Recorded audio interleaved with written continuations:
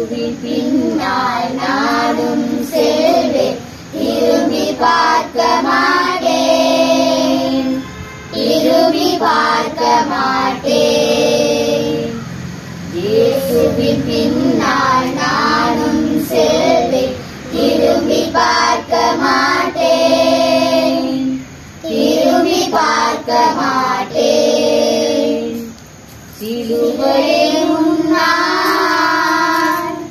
உலகமே பின்னால், சிலுவையே முன்னால், உலகமே பின்னால். இயேசு சிந்திய குருதியினாலே விடுதலை அடைந்தேனே. இயேசுவின் பின்னால் நானும் செல்வேன், திரும்பி பார்க்க மாட்டேன், திரும்பி பார்க்க மாட்டேன். அச்சமும் இல்லை, அதிர்ச்சியும் இல்லை, அடியேன் உள்ளத்திலே. ஆண்டவர் இயேசு அடைக்கலமாய், ஆதலில் குறையில்லை. அச்சமும் இல்லை, அதிர்ச்சியும் இல்லை, அடியேன் உள்ளத்திலே. ஆண்டவர் இயேசு அடைக்கலமாய், ஆதலில் குறையில்லை. ஆண்டவர் முன்னால், ஆயிரமே பின்னால், ஆண்டவர் முன்னால், ஆயிரமே பின்னால். அன்பு இயேசுவின் அன்பு மொழியிலே ஆறுதல் அடைந்தேனே. இயேசுவின் பின்னால் நானும் செல்வேன், திரும்பி பார்க்க மாட்டேன், திரும்பி பார்க்க மாட்டேன். தந்தை, மகன், தூய ஆவியாரின் பெயராலே. இயேசுவுக்குள் பிரியமானவர்களே, மீண்டும் ஒரு புதிய நாளில் இறைவனுடைய நிறைந்த அருளையும் ஆசீர்வாதங்களையும் இரக்கத்தையும் பெற்றிட நாங்கள் உரிமையிருக்கின்றோம். சிறப்பான முறையில் இந்த புதிய நாளையும் புதிய வாரத்தையும் நம்ம கடை தலைவருக்கு நன்றி கொடுக்கின்ற மக்களாக இந்த நாளுக்குள் நுழைவோம். குறிப்பாக தவக்காலத்தினுடைய 5வது வாரத்திற்குள் நுழையும் நாங்கள் இன்றைய வாசகங்களூடாக இறைவன் எங்களுக்கு நிறைந்த இரக்கத்தை கொடுக்கின்ற இரக்கத்தின் தந்தையாக இருக்கின்றார் என்பதை நாங்கள் வாசிக்கின்றோம். எனவே நாங்கள் ஒவ்வொருவரும் மனம் மாறிய மக்களாக இறைவனை தேடி வருவோம். இறைவனுடைய நிறைந்த அருளை பெற்றுக் கொள்வோம். தந்தையாம் இறைவா, இந்த இனிய நாளை தந்தமைக்கு நன்றி கூறுவதோடு இன்று நான் கையிட்டு செய்யும் அனைத்து வேலைகளையும் ஆசீர்வதித்தேன். எமது திருத்தந்தை ஆயர்கள், குருக்கள், அருட்சகோதரர்கள், அருட்சகோதரிகள், பொதுநிலையினர் ஆகியோரை ஆசீர்வதித்து அவர்களது சேவையை நிறைவாக செய்ய ஆன்மீக சுகத்தையும் சரீர சுகத்தையும் தந்தரலும். இந்த தவக்காலத்தில் ஜெபம், தவம், தானம் ஆகிய நற்பண்புகளை செயலில் காட்டவும் மனமாற்றம் அடையும் வேண்டிய அருள் வளங்களை தந்தரலும். இரக்கமுள்ள இதை தந்தாய், என்னிடம் இருக்கும் தீய பழக்க வழக்கங்களை விட்டுவிட்டு நல்ல மகனாக மகளாக கீழ்ப்படியுள்ள குழந்தைகளாக உம்மிடத்தில் திரும்பி வர வரம் அருளும். இத்தவக்காலத்தின் மென்மேலும் திருப்பலி பூசை ஏனைய பக்தி முயற்சிகளில் ஈடுபட எமக்கு ஆர்வத்தை தந்தருளும். இவற்றையெல்லாம் எங்கள் ஆண்டவராகிய இயேசு கிறிஸ்துவின் மூலம் எங்களுக்கு தந்தருளும். ஆமென். இறை இயேசுவில் பிரியமான இறை நெஞ்சங்களே, இன்று பொது காலத்தின் 4ஆம் ஞாயிறு வாரமாகும். இன்றைய திருப்பாடலானது 34ஆம் அதிகாரத்திலிருந்து எடுக்கப்பட்டுள்ளது. ஆண்டவரை சுவைத்து பார்ப்பதற்காக நம் ஒவ்வொருவருக்கும் அழைப்பு விடுக்கின்றார். சுவை என்பது நாம் உண்ணுகின்ற உணவுகள், குடிக்கின்ற பானங்கள் போன்றவற்றின் அல்ல. ஆண்டவருடைய வார்த்தையின் மூலமாக அவரை சுவைத்து பார்க்க நமக்கு அழைப்பு விடுக்கின்றார். எம்மால் அவரை சுவைத்து பார்க்க முடியுமாக இருக்கின்றதா? ஆம், முடியும். சந்தோஷமான எல்லா நிகழ்வுகளிலும் எமக்கு வருகின்ற ஆனந்தத்தில் ஆண்டவரை சுவைக்க முடியும். ஆனால் எமது துன்பங்கள் மூலமாக எம்மால் ஆண்டவரை சுவைத்து பார்க்க முடியாது. ஆனால் ஆண்டவர் கூறுவது, எமக்கு வருகின்ற துன்பங்கள், சவால்கள், தோல்விகள், பிரச்சனைகள், ஏமாற்றங்கள், இழப்புக்கள் வாயிலாக ஆண்டவரை சுவைத்து பார்க்க ஆண்டவரது இந்த வார்த்தைக்கு, அழைப்புக்கு எமக்கு பதில் கொடுக்க முடியுமா?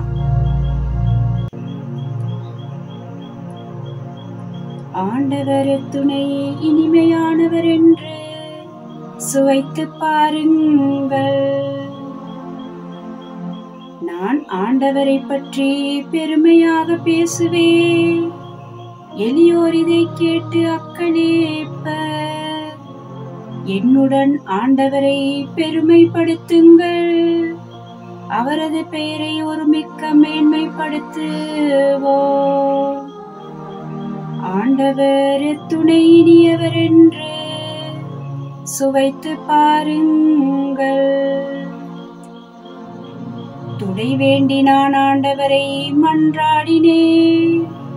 அவர் எனக்கு பருமொழி பகர்ந்தார். எல்லா வகையான அச்சத்தினின்றும் அவர் என்னை விடுவித்தார். அவரை நோக்கி பார்த்தோர் மகிழ்ச்சியால் மிளிர்ந்தனர். அவர்கள் முகம் அவமானத்திற்கு உள்ளாகவில்லை. ஆண்டவர் எத்துணை இனியவர் என்று சுவைத்து பாருங்கள். இந்த ஏழை கூவி அழைத்தார். ஆண்டவர் அவனுக்கு செவி சாய்த்தார். அவர் எல்லா நெருக்கடியினின்றும் அவனை விடுவித்து காத்தார். ஆண்டவர் எத்துணை இனியவர் என்று சுவைத்து பாருங்கள்.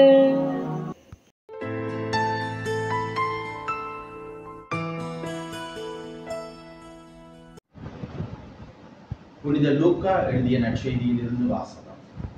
அதிகாரம் 15, வசனங்கள் 1 தொடக்கம் 3 முதல் 3 முடிய, 11 முதல் 32 முடிய. வரி தண்டுவோர் பாவிகள் யாவரும் இயேசு சொல்வதை கேட்க அவரிடம் நெருங்கி வந்தனர். பரிசேயரும் மறைநூல் அறிஞரும், இவர் பாவிகளை வரவேற்று அவர்களோடு உணவருந்துகிறாரே என்று முணுமுணுத்தனர். அப்போது அவர் அவர்களுக்கு இந்த உவமையை சொன்னார். ஒருவருக்கு 2 புதல்வர்கள் இருந்தார்கள். அவர்களுள் இளையவர் தந்தையை நோக்கி, அப்பா, சொத்தில் எனக்கு உரிய பங்கை தாரும் என்றார். அவர் சொத்தை அவர்களுக்கு பகிர்ந்து அளித்தார். சில நாட்களுக்குள் இளைய மகன் எல்லாவற்றையும் திரட்டிக் கொண்டு தொலைநாட்டிற்கு நெடும் பயணம் மேற்கொண்டார். அங்கு தாறுமாறாக வாழ்ந்து தாம் சொத்தையும் பாழாக்கினார். அனைத்தையும் அவர் செலவழித்தார். பின்பு அந்த நாடு முழுவதும் கொடிய பஞ்சம் ஏற்பட்டது. அப்போது அவர் வறுமையில் வாடினார். எனவே அந்நாட்டு குடிமக்களுள் ஒருவரிடம் அண்டி பிழைக்கச் சென்றார். அவர் அவரை பன்றி மேய்க்க தம் வயல்களுக்கு அனுப்பினார். அவர் பன்றிகள் தின்னும் நெற்றுக்களால் தன் வயிற்றை நிரப்ப விரும்பினார். ஆனால் அதை கூட அவருக்கு கொடுப்பார் இல்லை. அவர் அறிவு தெளிந்தவராய், என் தந்தை கூலியாட்களுக்கு தேவைக்கு மிகுதியாய் உணவு இருக்க நான் இங்கு பசியால் சாகிறேனே. நான் புறப்பட்டு என் தந்தையிடம் போய், அப்பா, கடவுளுக்கும் உமக்கும் எதிராக நான் பாவம் செய்தேன். இனிமேல் நான் உம்முடைய மகன் எனப்பட தகுதியற்றவர். உம்முடைய கூலியாட்களுள் ஒருவனாக என்னை வைத்துக் கொள்ளும் என்பேன் என்று சொல்லிக் கொண்டார். உடனே அவர் புறப்பட்டு தம் தந்தையிடம் வந்தார். தொலையில் வந்து கொண்டிருந்த போதே அவர் தந்தை அவரை கண்டு பரிவு கொண்டு ஓடிப்போய் அவரை கட்டித் தழுவி முத்தமிட்டார். மகனோ அவரிடம், அப்பா, கடவுளுக்கும் உமக்கும் எதிராக நான் பாவம் செய்தேன்.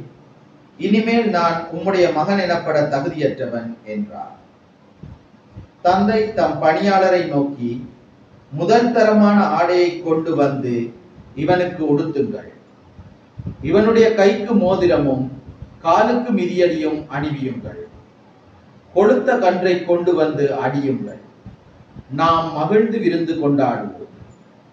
ஏனெனில் என் மகன் இவன் இறந்து போயிருந்தான், மீண்டும் உயிர் பெற்று வந்துள்ளான். காணாமற் போயிருந்தான், மீண்டும் கிடைத்துள்ளான் என்றார். அவர்கள் மகிழ்ந்து விருந்து கொண்டாடத் தொடங்கினார்கள். அப்போது மூத்த மகன் வயலில் இருந்தார். அவர் திரும்பி வீட்டை நெருங்கி வந்து கொண்டிருந்த போது ஆடல் பாடல்களை கேட்டு ஊழியர்களுள் ஒருவரை வரவழைத்து, இதெல்லாம் என்ன என்று வினவினார். அதற்கு ஊழியர் அவரிடம், உம் தம்பி வந்திருக்கிறார். அவர் தம்மிடம் நலமாக திரும்பி வந்திருப்பதால் உம் தந்தை கொழுத்த கன்றை அடித்திருக்கிறார் என்றார். அவர் சினமுற்று உள்ளே போக விருப்பம் இல்லாதிருந்தார். உடனே அவருடைய தந்தை வெளியே வந்து அவரை உள்ளே வருமாறு கெஞ்சி கேட்டார். அதற்கு அவர் தந்தையிடம், பாரும், இத்தனை ஆண்டுகளாக நான் அடிமை போன்று உமக்கு வேலை செய்து வருகிறேன். உம் கட்டளைகளை ஒருபோதும் மீறியதில்லை. ஆயினும் என் நண்பரோடு நான் மகிழ்ந்து கொண்டாட ஓர் ஆட்டுக்குட்டியை கூட நீர் என்றுமே தந்ததில்லை. ஆனால் விலை மகளிரோடு சேர்ந்து உம் சொத்துக்களை எல்லாம் அழித்து விட்ட இந்த உம் மகன் திரும்பி வந்தவுடனே இவனுக்காக கொடுத்த கன்றை அடித்திருக்கிறீரே என்றார். அதற்கு தந்தை, மகனே, நீ எப்போதும் என்னுடன் இருக்கிறாய். என்னுடையதெல்லாம் உன்னுடையதே. இப்போது நாம் மகிழ்ந்து கொண்டாடி இன்புற வேண்டும். ஏனெனில் உன் தம்பி இவன் இறந்து போயிருந்தான், மீண்டும் உயிர் பெற்றுள்ளான். காணாமற் போயிருந்தான், மீண்டும் கிடைத்துள்ளான் என்றார். இது இயேசு கிறிஸ்துவின் வாழ்வு தரும் நற்செய்தி.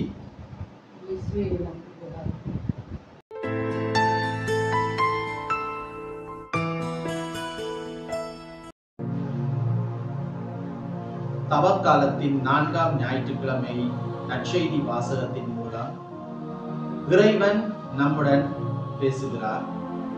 அவர் வரி தண்டுவோர்களுடனும் பாவிகளுடனும் இருப்பதைக் கண்டு முணுமுணுக்கும் பரிசேயருக்கும் மறைநூல் அறிஞருக்கும் ஒரு உவமை வாயிலாக பதில் சொல்கிறார். அந்த உவமை மனம் திரும்பிய மகன் உவமை. அந்த உவமையில் தந்தையும் 2 மகன்களும் இருக்கிறார்கள். அவர்களில் இளைய மகன் தன் தந்தையிடம் வந்து தனக்கிருக்கும் சொத்துக்களில் தன்னுடைய பங்கை பிரித்துக் கொண்டு தனது விருப்பப்படி கால்போன போக்கில் செல்கிறார். கால்போன போக்கில் செல்லும் மகன் அங்கே தனது விருப்பப்படி தனது சொத்துக்களை செலவழித்து கடைசியில் அவர்களுடைய சொத்துக்கள் அனைத்தும் இல்லாமல் போய் அவர் அடுத்த வேளை உணவுக்கே தள்ளாடும் நிலைமை ஏற்படுகிறது. அந்த நேரத்தில் அவர் அங்கிருக்கும் ஒருவரிடம் பன்றிகளை மேய்க்கும் வேலைக்கு சேர்கிறார். அங்கு பன்றிகளை மேய்க்கும் வேலைக்கு சேரும் அவர் அந்த பன்றிகள் உண்ணும் உணவையாவது உண்டு தனது வயிற்றை நிரப்ப நினைக்கிறார். ஆயினும் அவருக்கு அதை கூட கொடுப்பார் யாரும் இல்லை. அந்த நேரத்தில் அவர் மனம் திருந்தி அவர் தனது தந்தையை பற்றி நினைக்கிறார். தனது தந்தையின் செல்வ செழிப்பையும் தான் வாழ்ந்த வாழ்க்கையும் நினைத்து பார்க்கும் போது அவருக்கு தோன்றுகிறது, எனது தந்தையின் இல்லத்தில் வேலை செய்பவர், கூலிக்கு வேலை செய்பவர்களுக்கு இருக்கும் உணவு கூட எனக்கு இல்லையே என்ற நினைவு வருகிறது. அப்போது அவர் தன்னை தாழ்த்தி கொள்கிறார். நான் தந்தையிடம் செல்வேன், தந்தையிடம், நான் உமது மகனாக இருக்க தகுதியற்றவன், எனக்கு உமது கூலியாட்களுள் ஒருவனாக என்னை சேர்த்துக் கொள்ளும் என்று கூறும் அளவுக்கு தான் மிகவும் உரிமையாளராக வாழ்ந்த இடத்தில் ஒரு கூலியாளாக இருக்கும் நிலைமையை ஏற்றுக்கொள்ள அவர் தயாராகி செல்லும் அவரை தந்தை வெகு தொலைவிலேயே பார்க்கிறார். தொலைவில் பார்த்ததும் அவர் இவரிடம் மன்னிப்பு கேட்க முதலிலேயே தந்தை அவரை எதிர்கொண்டு செல்கிறார். எதிர்கொண்டு சென்று கட்டி அணைத்து அவரை அழைத்து வருகிறார். அழைத்து வரும் தந்தை அவருக்கு விலை உயர்ந்த ஆடைகளை அணிவித்து அழகு பார்க்கிறார். அவருக்காக வீட்டில் உள்ள மிகவும் கொழுத்த கன்றை அடித்து அதன் மூலம் விருந்து பரிமாறி மகிழ்ச்சி கொள்கிறார். அப்போது வரும் மூத்த மகன் தந்தையிடம், எனக்கு உம்மிடமே இருந்த எனக்கு ஒரு சிறு ஆட்டையாவது தந்ததில்லை, ஆனால் எங்கேயோ போய் உமது சொத்தை எல்லாம் அழித்து விட்டு வந்த உமது மகனுக்கு கொழுத்த கன்றை அடித்து விருந்தளிக்கிறீரே என்று பொறாமை கொள்கிறார். அந்த பொறாமையை கண்ட தந்தை மூத்த மகனிடம் வந்து, என்னிடம் உள்ளதெல்லாம் உன்னுடையதே, ஆகவே நீயும், அவன் தொலைந்து போயிருந்தான், கண்டுபிடிக்கப்பட்டான், இறந்து போயிருந்தான், உயிர் தெழுந்தான் என்று சொல்லி அவனை ஏற்றுக்கொள்ளுமாறு அழைத்து செல்கிறார். இங்கே தந்தை என்ற நிலையில் இருப்பவர் எமது விண்ணக தந்தை இறைவன். மனம் திருந்திய மகன் திருச்சபையில் இருந்து எமது விருப்பத்திற்கு வேறு இடங்களுக்கு சென்றோ அல்லது பாவியாய் இருக்கும் நாம் திரும்பி வரும்போது இறைவன் நம்மை மன்னித்து ஏற்றுக்கொள்ள தயாராக இருக்கிறார். அவர் ஏற்றுக்கொள்வது மட்டுமல்ல, எமது சமூகத்தில் இருக்கும் மற்றவர்களும் நம்மை ஏற்றுக்கொள்ள வேண்டும் என்று அவர் எதிர்பார்க்கிறார். நாம் இந்த தவக்காலத்தில் இறைவனின் சித்தத்தை அறிந்து வாழ தயாராக இருக்கிறோமா? இறைவனை போல் மன்னிப்பு வழங்க தயாராக இருக்கிறோமா? இளைய மகனை போல் மனம் திரும்ப தயாராக இருக்கிறோமா? மூத்த மகனை போல் மனம் திருந்தி வரும் இளைய மகனை ஏற்றுக்கொண்டு வாழ எம்மை தயார்படுத்தி இருக்கிறோமா? சிந்தித்து பார்ப்போம். தவக்காலத்தின் 4ஆம் ஞாயிறு. இன்றைய நற்செய்தி மனம் திரும்பிய மகனை பற்றி பேசுகின்றது. இங்கே கடவுள் எனக்கு கொடுக்கும் செய்தியாக நான் பார்ப்பது கடவுளின் எல்லையற்ற அன்பு, மன்னிக்கும் குணம். அவர் எம்மிடம் எதிர்பார்ப்பது மனம் திரும்பி மீண்டும் அவரிடம் வர வேண்டும் என்று. இங்கே மனம் திரும்பிய மகனாக இருப்பவர் திரும்பி வரும்போது அந்த தந்தை எல்லையற்ற மகிழ்ச்சி அடைகின்றார். தூரத்தில் அவர் வரும்போதே ஓடி சென்று கட்டி அணைத்து வரவேற்கின்றார்.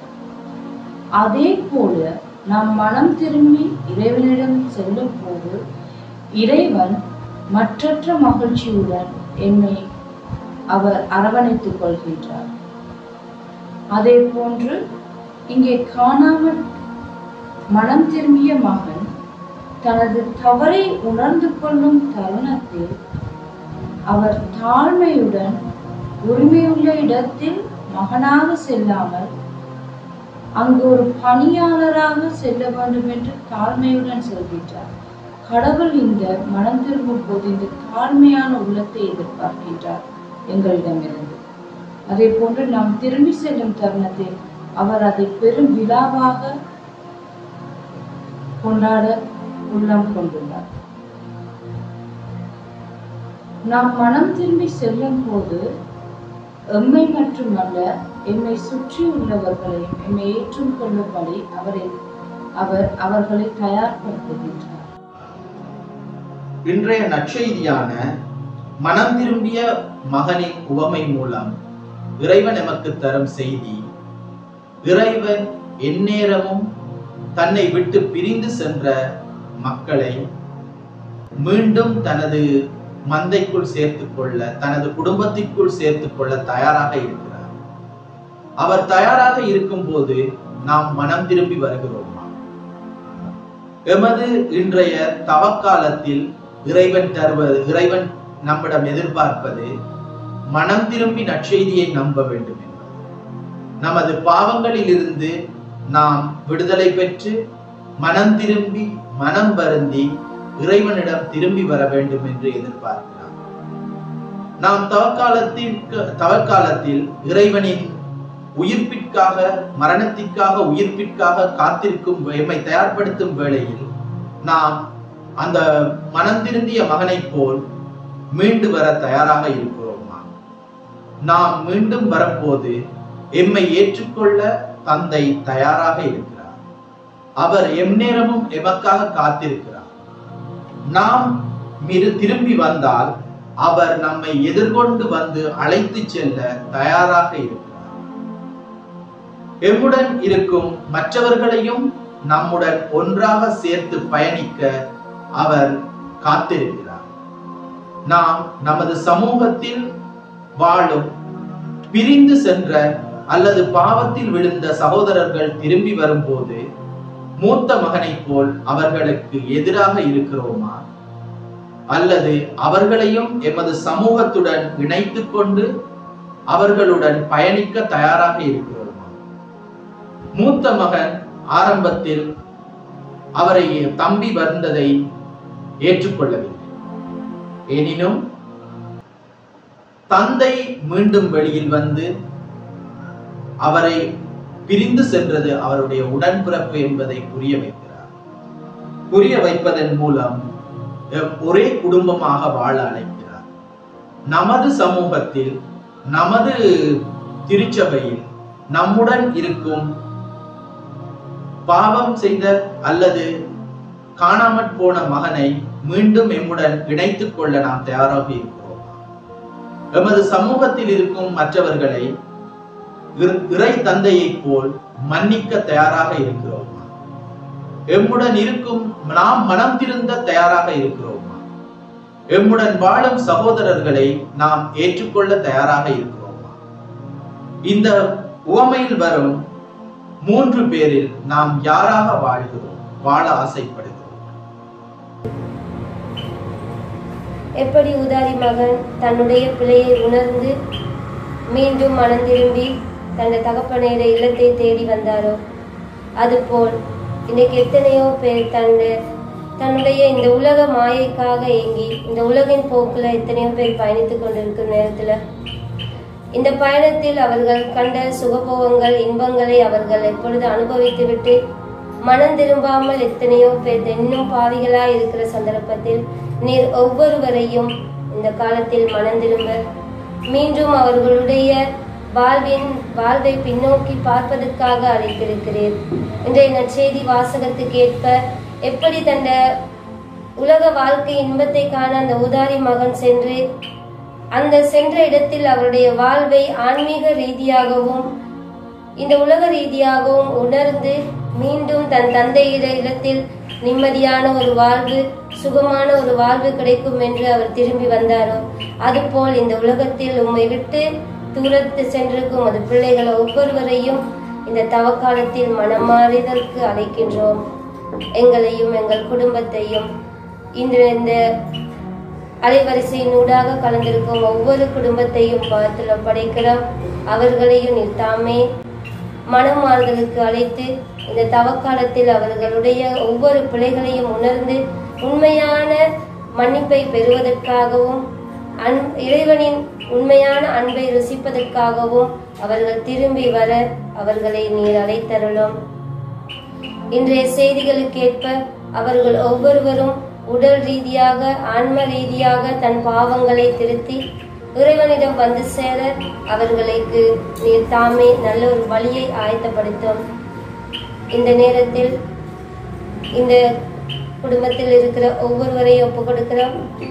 இந்த நேரத்தில் ஒவ்வொருவரையும் நீர் எடுத்து எங்களுக்கு நீர் தந்த செய்தியை போல் இந்த காணொலியை காணும் ஒவ்வொரு குடும்பமும் ஒவ்வொருவரும் இந்த தவக்காலத்தில் தன்னுடைய உண்மையான மனமாற்றுதலை கொண்டு வந்து கொடுப்பதற்கு அவர்கள் உடல் ரீதியாக மாற்றத்தை ஏற்படுத்தி ஆண்டவருக்கு உகந்த வாழ்க்கை வாழ இறைவனை தேடி அவர்களுடைய மனமாற்றத்தை ஒப்புவிக்க இந்த காலத்தை பயன்படுத்த அந்த ஊதாரி மகன் திரும்பி வந்தது போல் நாங்களும் ஒவ்வொருவரும் உம்மிடம் வந்து சேர இந்த காலத்தை நாங்கள் தகுதியான முறையில் பயன்படுத்த எப்படி மண்ணால் உருவாக்கப்பட்ட நாங்கள் மீண்டும் மண்ணுக்கு திரும்பும் வரையில ஆண்டவரை உமக்கு உகந்தவர்களாய் வாழ எங்களுக்கு நீர் கிருபை செய்யும். இந்த அனைத்தையும் பார்த்துல படைக்கிறோம். ஆண்டவரே, நீரே எங்கள் கூட இருந்து எங்களுடைய ஒவ்வொரு செயல்பாடுகளையும் நீர் தாமே பொறுப்படும்.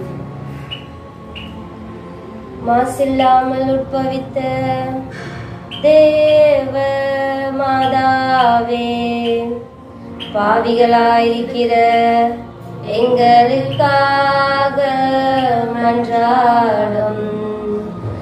மாசில்லாமல் உட்பவித்த தேவ மாதாவே, பாவிகளாயிருக்கிற எங்களுக்காக மன்றாடும்.